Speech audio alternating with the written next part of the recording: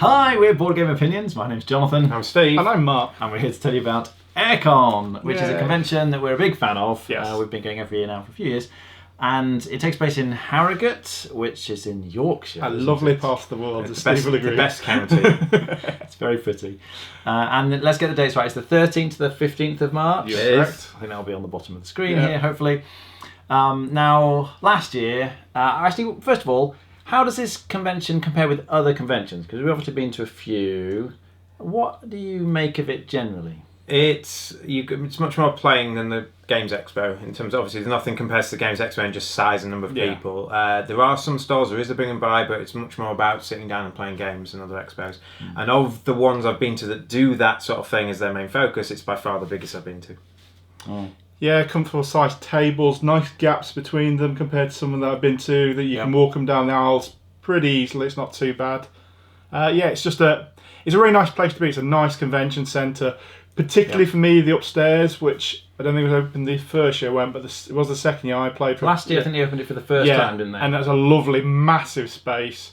Hopefully even more full this year. I guess a lot of people weren't even aware it was downstairs, because it was the more the weekend went on, the more people were up there. But it's just such a big area. It's a really nice hall, actually, the upstairs one, and they've definitely got that again, I think, this year. Yeah, I really like it because you get to play so many games. Like, when we go to the UK Games Expo, we spend a lot of time going around all the different stalls and filming, and I do really enjoy that, but it's great to just go away for a weekend and play a bunch of games. And it's really, the convention is ideally set up for doing that. So if you want to go somewhere, meet lots of people, play some games, it's a great setup for that. One thing I really like that they do, actually, is the balloon system. So if you're either looking, like if you want more people to join your games, like you've got this game you want to play, but you don't necessarily have enough people, you kind of grab a balloon, don't you, during the game? Helium-filled balloon, yeah. That's right, so it sits and floats above your tame one. They've got different colours as well. One for short, one for long. Black for short, white for long, or white for short, black for long? Easy and hard, or so, I Heavy don't and know. light, but it gives you an idea. It's fairly clear. You can see the kind of game they've got set up on the table.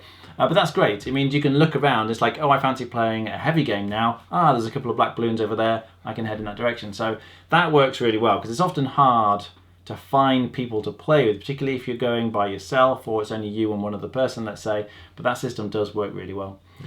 They do have a bunch of stalls, don't they, in terms of publishers and things turn up, and there's some people selling games. And there's a games library, so you can book out games, so that works really well. And there's a demo section as well, so there's people doing prototype games or testing out games that you can go and try out. So like new games, there's also a little section for D&D or role-playing groups as well. They have set up there. So whatever you want, whatever your poison, there it is. We tried, they've changed the name of it now, isn't it? But it was David and Carmoon and is it Daniele Tascini? I think it's done it. Their latest game was being prototyped at AireCon last year, so we tried that long before most people got a chance to try that. So if you like trying out the latest kind of heavy Euros that might be coming, there's some definite options there you can try. There's one game in particular that we're going to be playing quite a lot of, though, I think, which is Crocignol. I'm part of a UK Crocignol group, and we've arranged, some of the members of that group have arranged to run a tournament there. So I think we're just charging £1 a person at 3 o'clock on Saturday. And you get several games out of it, and if you've not played Crocignol, it's brilliant. If you have played Crocignol, it's a chance to just play against some other people. I think the standard will be varied. There'll be some people who kind of have their own board and practice a lot, and there'll be people who've just played it a couple of times at conventions, want to give it a go. So if it's something you want to do, I think we're on the upstairs balcony, somewhere upstairs at 3 o'clock on Saturday. And for those who don't know what Crocignol is, it's a dexterity game. Yeah, so it's basically curling on a small board. It's basically like you're just curling, but you're sat down in the seat, leaning that way, flicking discs, leaning that way, flicking discs, and you're trying to flick your disc and leave it in a position where it's scoring the most points, effectively.